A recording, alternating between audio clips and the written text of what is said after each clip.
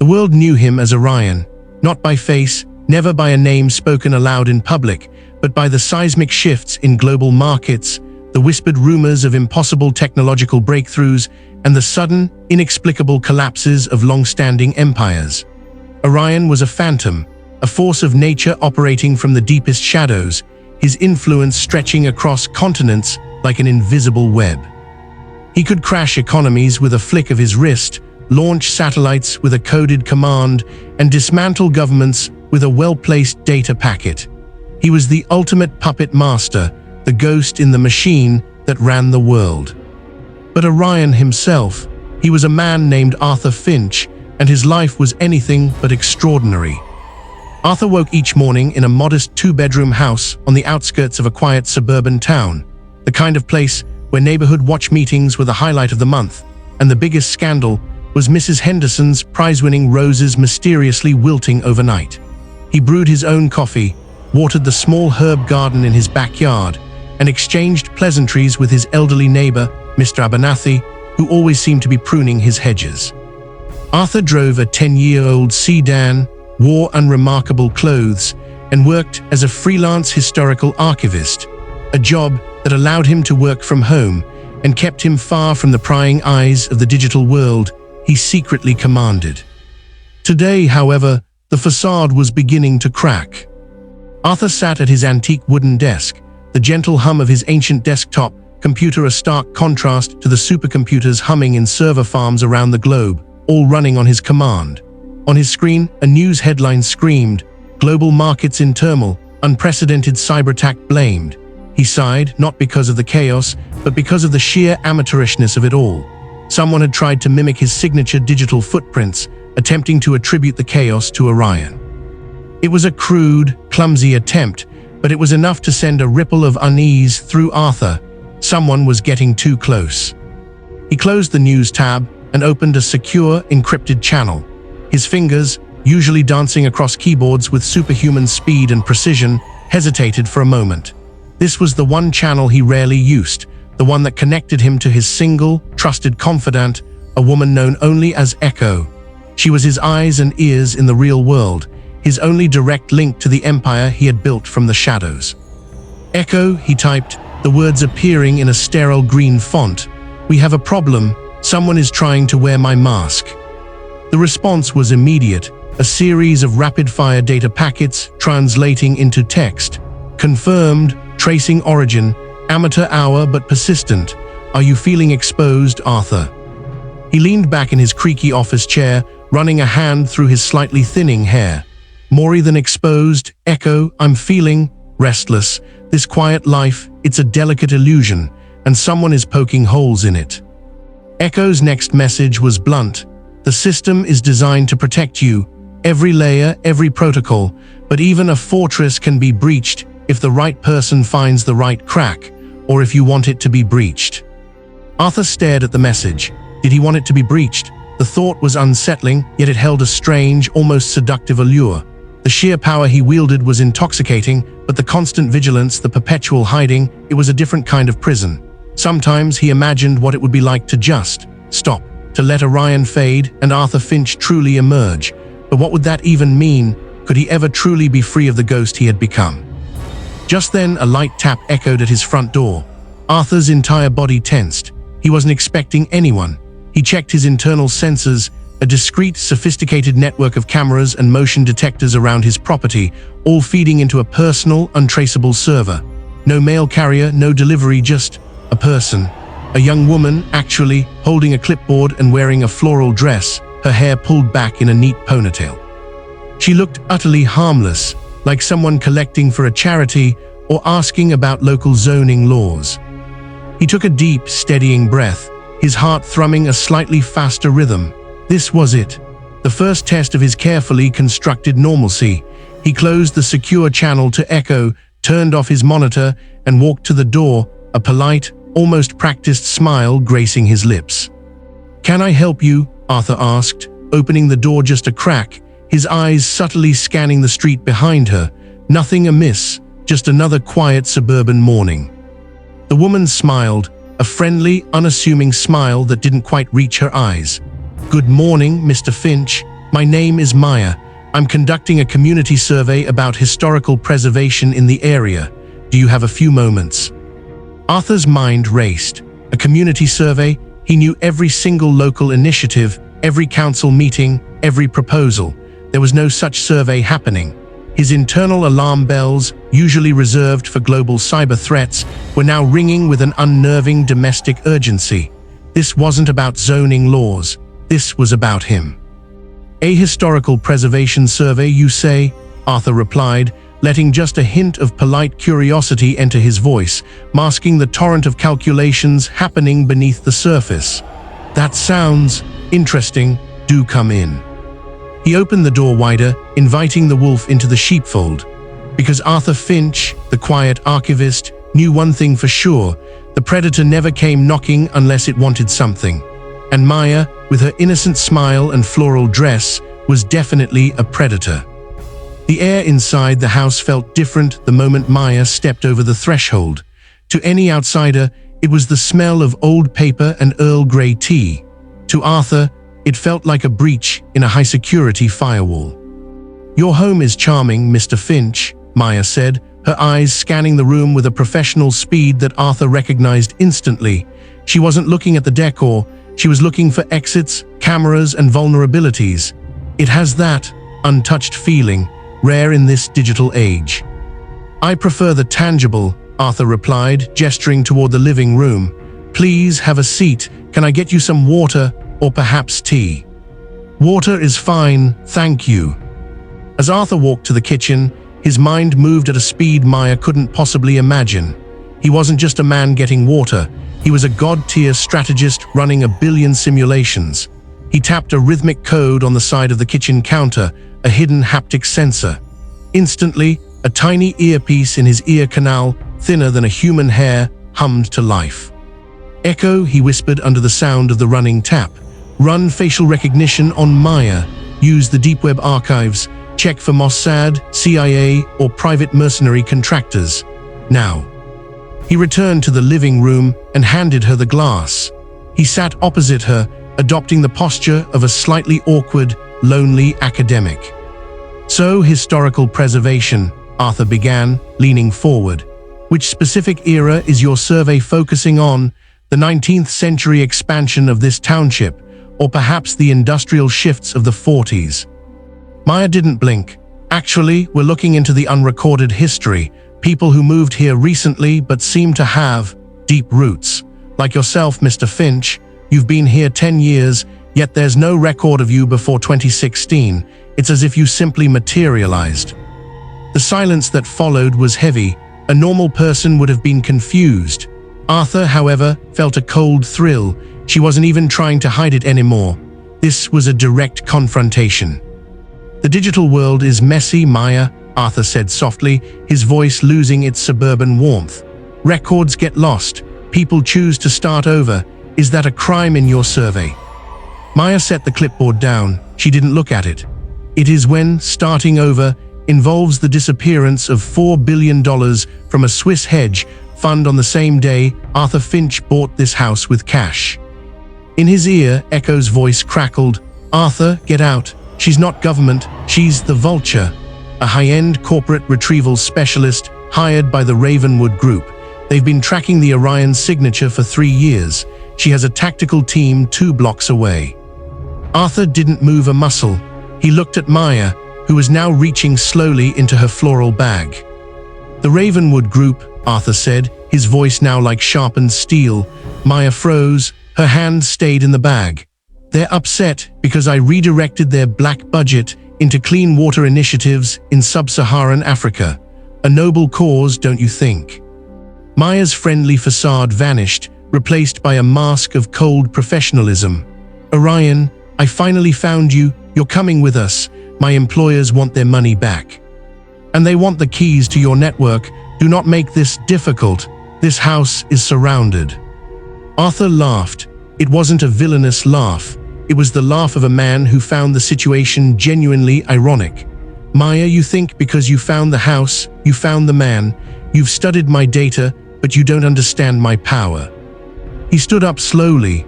Maya pulled a silenced pistol from her bag, pointing it directly at his chest. "Sit down," she commanded. "Tell me," Arthur said, ignoring the weapon. "Do you know what happens to a global financial system when its heartbeat stops? I have a dead man's switch. If my heart rate exceeds 140 or drops to zero, the global banking grid resets. Every debt, every credit, every cent, gone. The world restarts at zero. Do you want to be the woman who triggered the Great Reset?" Maya's hand trembled just a fraction. She was trained for combat, not for the end of civilization. "You're bluffing," she whispered. "Try me," Arthur smiled. "Or you can take the gift I'm about to give you and walk away."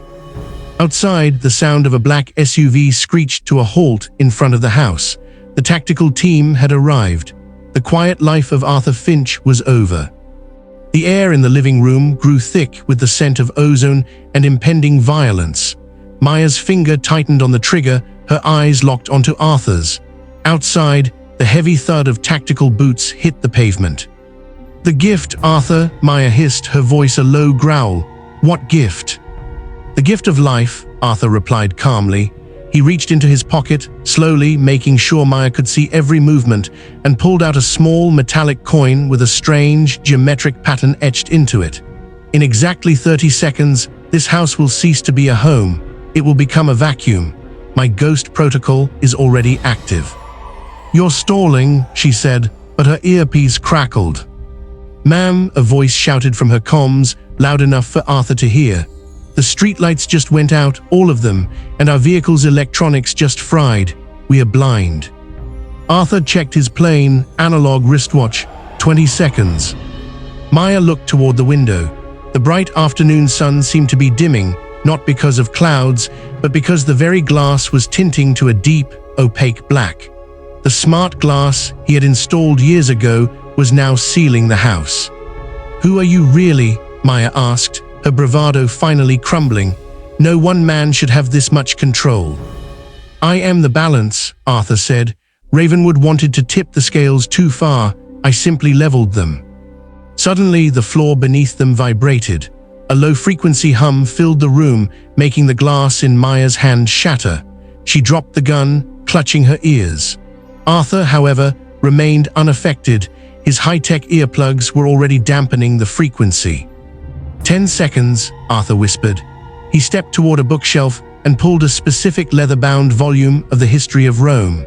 The entire shelf swung inward, revealing a sleek, metallic elevator shaft that looked like it belonged in a billion-dollar laboratory, not a suburban cottage.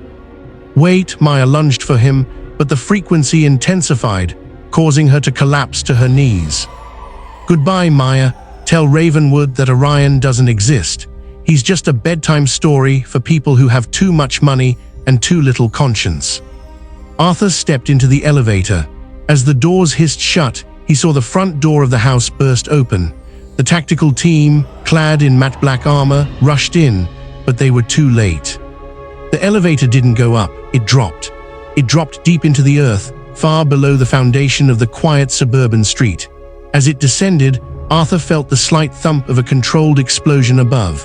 Not enough to destroy the neighborhood, but enough to vaporize every hard drive, every document, and every trace of Arthur Finch inside that house.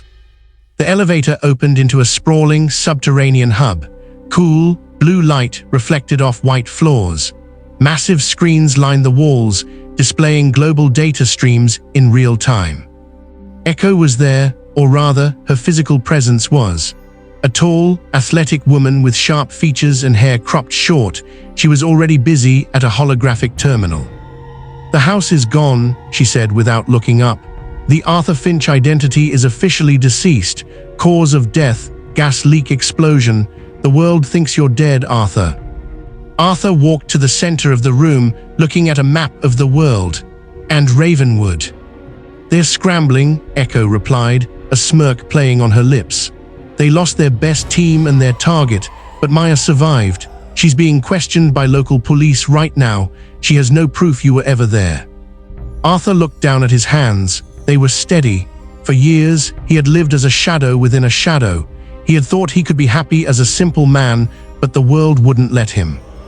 "We can't stay in hiding anymore, Echo," Arthur said, his voice resonating in the vast chamber. "If they can find Arthur Finch, they can find the next identity. It's time to stop playing defense." "What are you suggesting?" Arthur looked at the screen where the Ravenwood Group's stock price was ticking upwards. "They want to see Orion. Let's show them the stars falling." The subterranean silence was broken only by the rhythmic pulsing of the servers.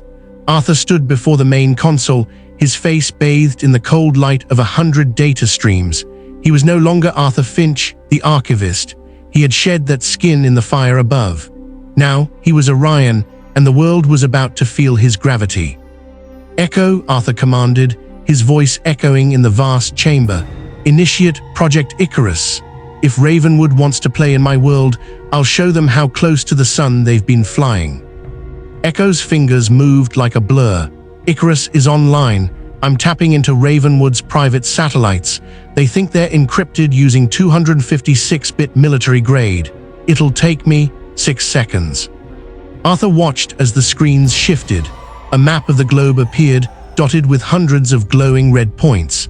These were Ravenwood's assets, offshore banks, private military outposts, and chemical plants.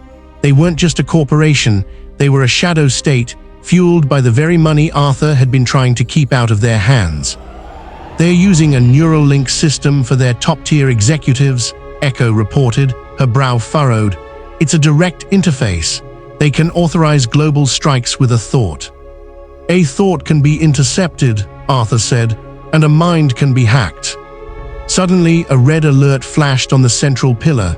"Arthur, we have a breach, not digital physical," Echo shouted. Arthur turned.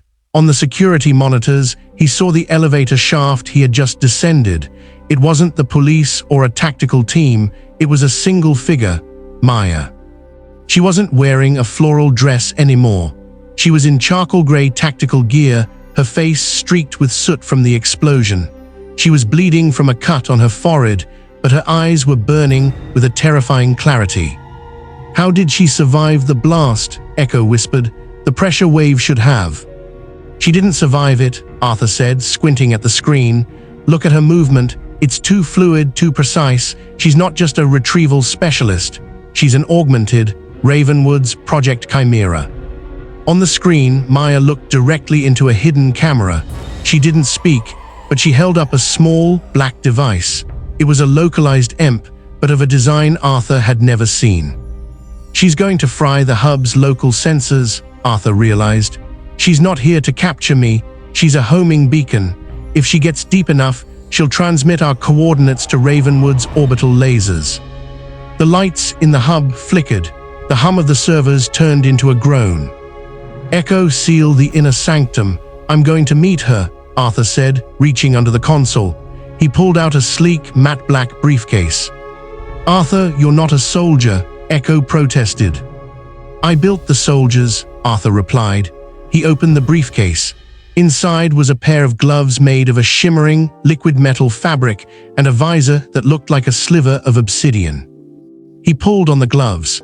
They tightened around his hands, merging with his skin.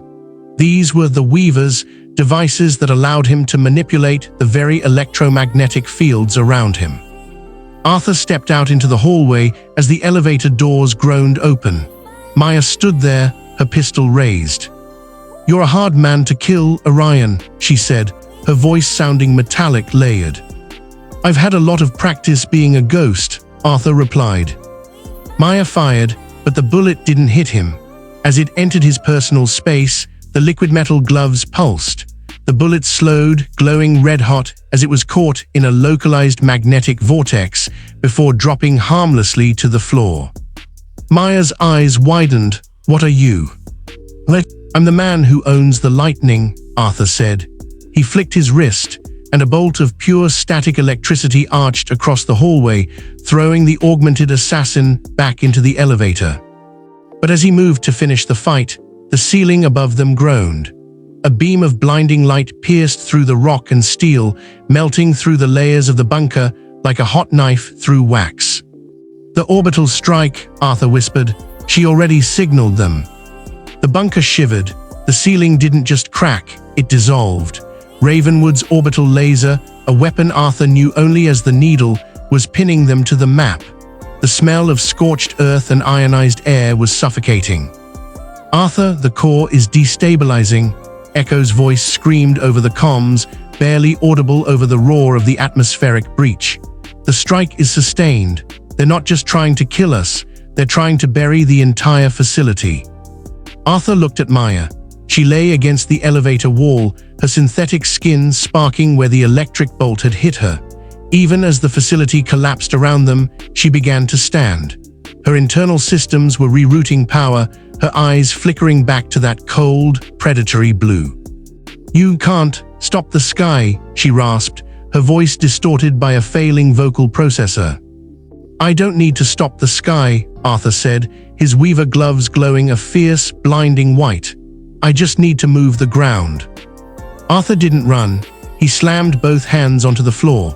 Through the liquid metal fabric of his gloves, he bypassed the hub's physical controls and plugged directly into the facility's tectonic stabilizers, massive gyroscopes designed to keep the bunker level during earthquakes. He overrode the safety protocols, forcing the massive magnets to reverse their polarity. The floor tilted violently. Maya lost her footing, sliding toward the deepening abyss of the elevator shaft. "Echo, get to the slip pod, now," Arthur commanded.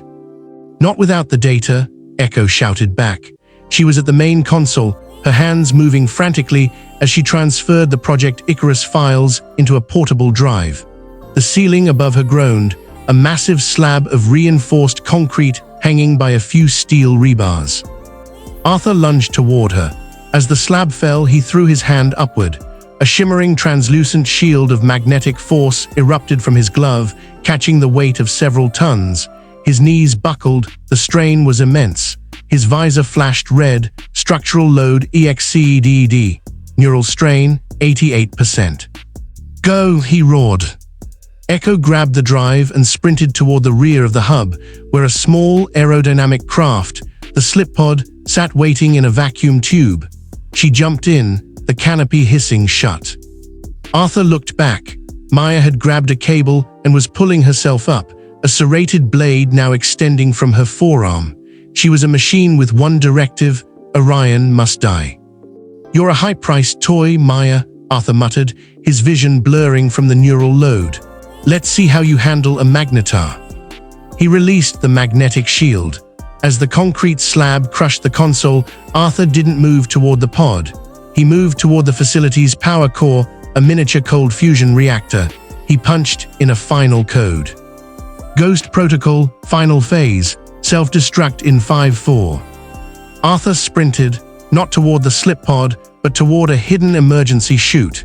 He dived in just as Maya lunged, her blade grazing his boot. 3, 2, 1.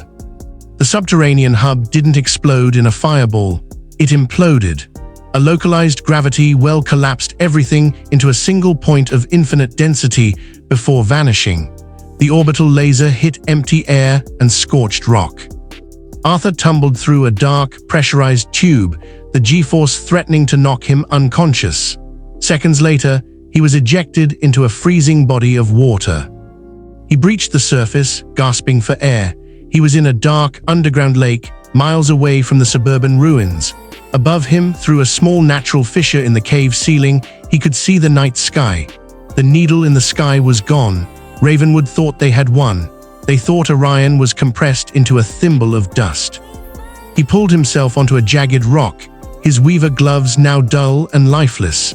He was cold, bleeding, and officially a dead man for the second time in 24 hours. But in the distance, he heard a low hum. A sleek, black shape hovered over the water, the slip pod. The canopy opened, and Echo looked down at him, her face pale but determined. "We have the data, Arthur," she said, her voice shaking, "but we have nothing else. No home, no hub, no identity." Arthur climbed into the pod, looking at the glowing drive in her hand.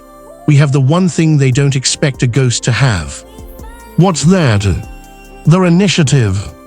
The slip pod screamed through a high-altitude corridor, its stealth plating making it invisible to even the most advanced radar. Inside the cramped, red-lit cabin, the silence was heavy. Arthur sat with his eyes closed, his mind racing through the thousands of lines of code he had memorized as a backup. "Where are we going?" Echo asked, her hands steady on the flight controls. "We can't go to any of the old safe houses. If they found the hub, they've mapped the network." Arthur opened his eyes. They were bloodshot but sharp. "We aren't going to a place, Echo. We're going to a person. Someone Ravenwood thinks I killed 3 years ago." "You don't mean?" "The architect," Arthur finished. They landed in the middle of a dense, fog-covered forest in the Pacific Northwest. Nestled between 2 towering pines was a cabin that looked like it belonged in a fairy tale, rustic, wooden, and completely disconnected from the grid. As they approached the door, a small drone, no bigger than a hornet, buzzed in front of Arthur's face. A voice crackled through a hidden speaker. "The dead usually stay buried, Arthur. Why are you walking on my grass?" "Because the world is burning, Sealers, and I need the matchbox." The door creaked open. Inside stood Sealers, a man in his 70s with a long white beard and eyes that looked like they had seen the birth of the internet. Sealers was the man who had helped Arthur build the original Orion framework before disappearing from society. "Ravenwood used the needle," Arthur said, bypassing the pleasantries. Sealers' expression darkened. "The orbital laser, they're getting desperate. That's a weapon of last resort." "They have an augmented unit too," Echo added, holding up the data drive. "A chimera. We have their internal files, but we need a way to broadcast it. Not just to the news, to every screen, every phone, every billboard on the planet, simultaneously." Sealers whistled. "A global hijack. You're talking about the singularity pulse. If you do that, Orion won't just be a myth anymore. You'll be the most wanted man in human history. No more quiet life, Arthur. No more gardening." Arthur looked at his hands. The Weaver gloves were scarred and burnt. That man died in the explosion. Arthur Finch was a dream. Orion is the reality. For the next 6 hours, the cabin transformed. Sealers revealed a floor-to-ceiling server rack hidden behind a fake pantry. They worked in a feverish trance. Arthur was no longer typing, he was composing. He was writing a virus that didn't destroy, it revealed. He called it the Mirror. "If I launch this," Arthur whispered, "every person on Earth will see Ravenwood's true face. The human trafficking, the market manipulation, the Project Chimera experiments. The mask comes off." "And your mask?" Sealers asked. Arthur paused. To send the signal, he had to use his own biometric signature as the encryption key. To expose them, he had to expose himself. "Do it," Arthur said. "Wait," Echo shouted, staring at her tablet. "I'm picking up a high-frequency ping. It's local, very local." Arthur's heart sank. He looked at the window. Through the thick fog, a pair of glowing blue eyes emerged. "Maya." She hadn't just survived the implosion. She had tracked the slip pod's thermal trail. She stood in the clearing, her tactical suit shredded, revealing the terrifying machinery beneath her skin.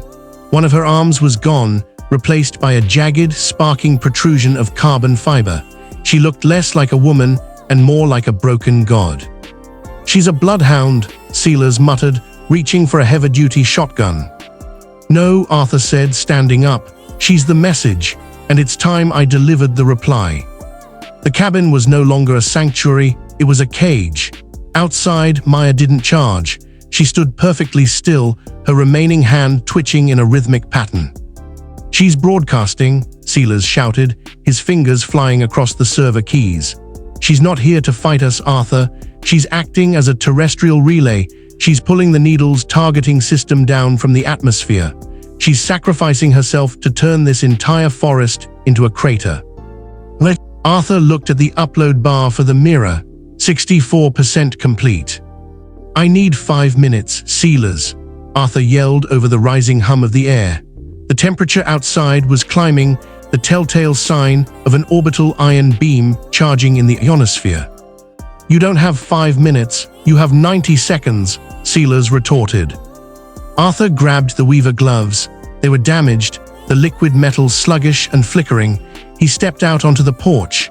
The fog was being burned away by the sheer heat radiating from above.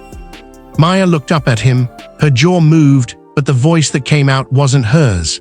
It was a synthesized, collective voice, the voice of the Ravenwood board. "Orion," the voice boomed from Maya's throat. "You are an anomaly, a bug in a perfect system. We are the architects of the new world. You are merely a ghost of the old one. This is the end of your haunting." "You talk too much for a corporation," Arthur said. He leaped off the porch. He didn't attack her with fists. He sprinted toward her, his gloves glowing a dangerous, unstable violet. Maya raised her sparking, jagged arm to strike, but Arthur slid beneath her reach, slamming his hand into the ground at her feet. He wasn't fighting the assassin, he was fighting the signal. "Sealers, redirect the server's cooling output to the porch," Arthur commanded through his comms. "What? Why?" "Just do it." A blast of liquid nitrogen-cooled air vented from the cabin, hitting the moist forest floor. A thick, artificial cloud of ice crystals erupted around them. In the sky, the orbital laser, the needle lost its lock. The ice crystals refracted the targeting laser, scattering the beam. The forest floor hissed and scorched in random spots, but the direct hit was averted. Maya roared, a sound of grinding metal, and lunged. She caught Arthur by the throat, her mechanical grip tightening. Arthur's vision began to swim. He could feel his windpipe groaning under the pressure. "Upload 89%. "You are just a tool," Arthur choked out. He reached up, not to pry her hand off, but to touch the neural interface port at the base of her skull. "Echo, give me everything." In the cabin, Echo slammed the enter key. She didn't just send the data to the world. She funneled a massive surge of raw, unencrypted data directly into Maya's neural link. Maya's body jerked. The mirror virus, the total history of Ravenwood's sins, flooded her brain. Every life they had destroyed, every secret they had buried, flowed through her synthetic neurons. For a second, the predatory blue light in her eyes flickered.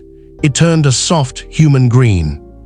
"Help me," she whispered, her grip loosening. "I am," Arthur said, his voice filled with a strange pity.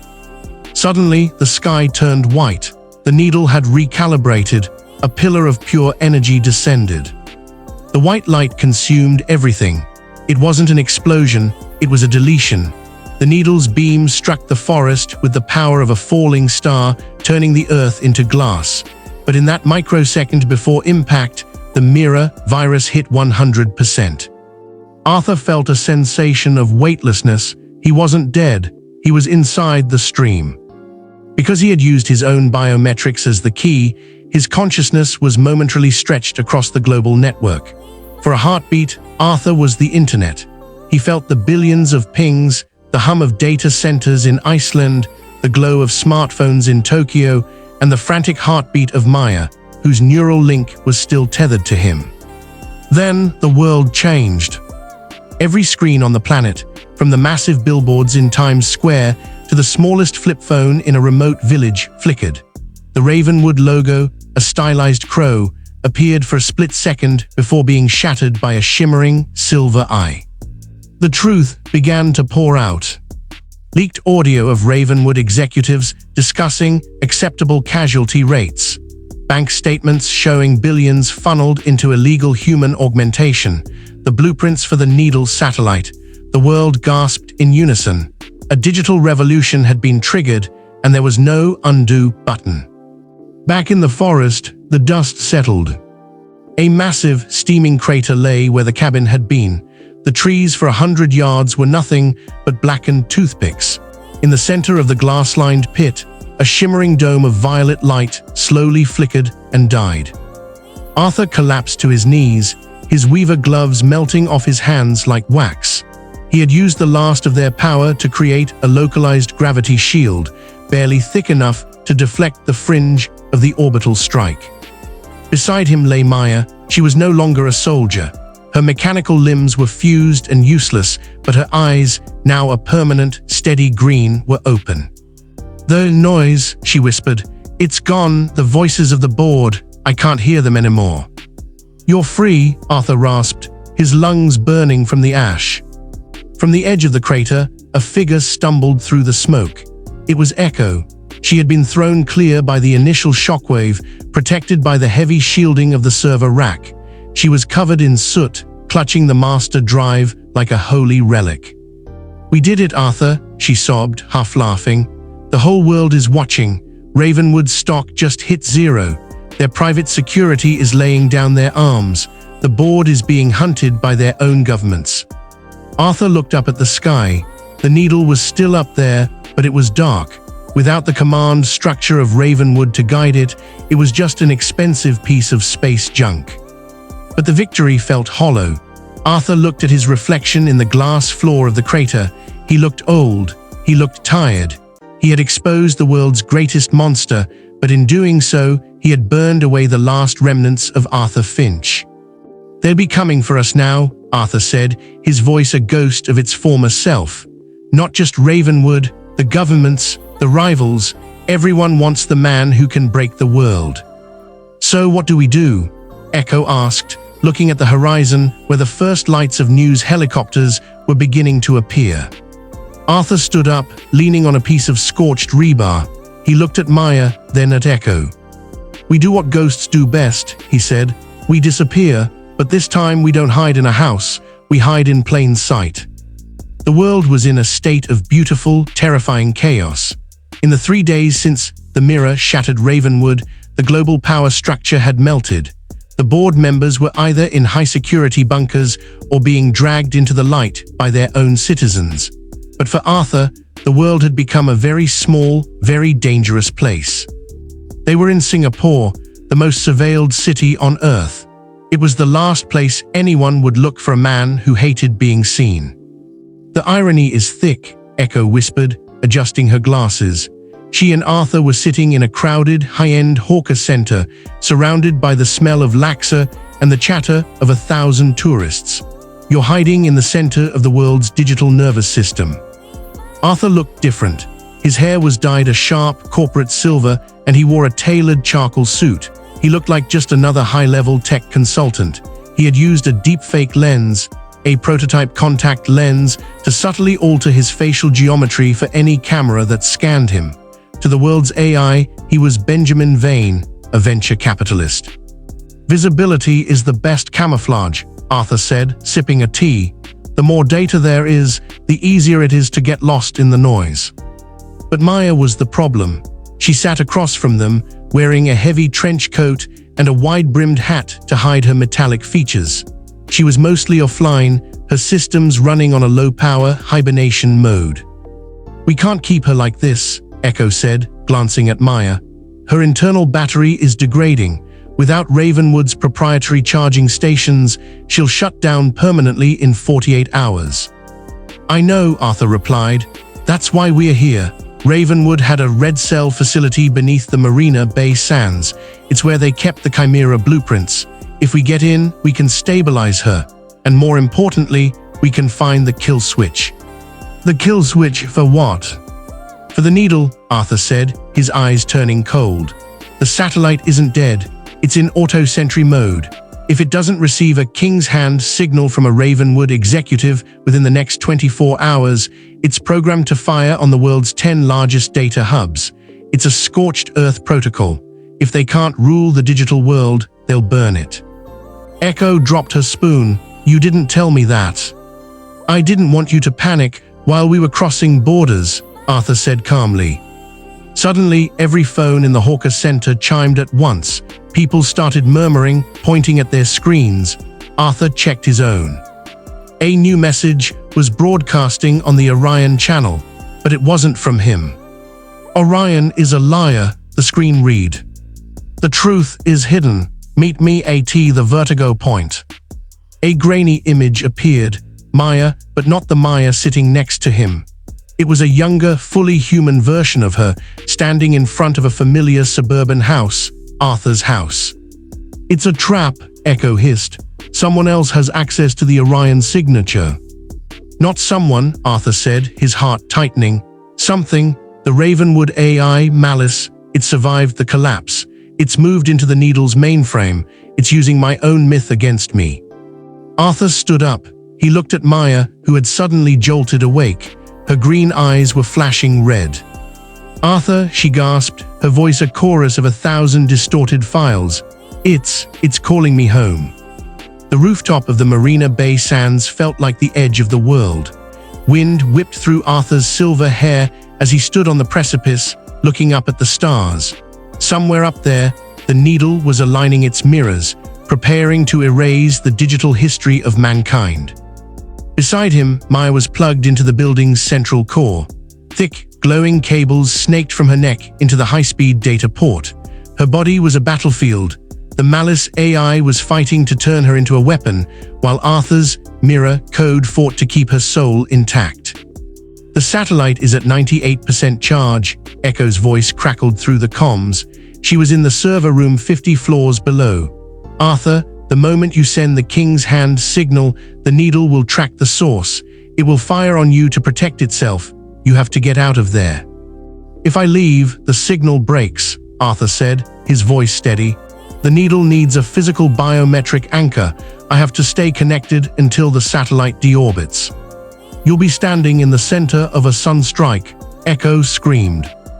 Arthur didn't answer. He looked at Maya. Her green eyes were open, clear and terrified. "Arthur," she whispered, "I can see it. The network, it's so beautiful, but it's heavy. No one should have to carry it all." "I know," Arthur said. He reached out and took her metallic hand. "That's why we're going to let it go." He tapped a final command into his wrist-mounted terminal. The King's Hand protocol was a suicide code. It told the satellite that its creator was on the ground and that the mission was over, but it required the creator to stay in the line of sight. High above the Earth, the massive satellite began to tilt. Its thrusters fired not to stabilize but to dive. It began its long, fiery descent into the atmosphere, but as it fell, it fired one last, desperate beam. A pillar of pure, white-hot light descended from the heavens, aiming directly at the rooftop. "Echo," Arthur whispered, "delete everything, every file on Orion, every record of Arthur Finch.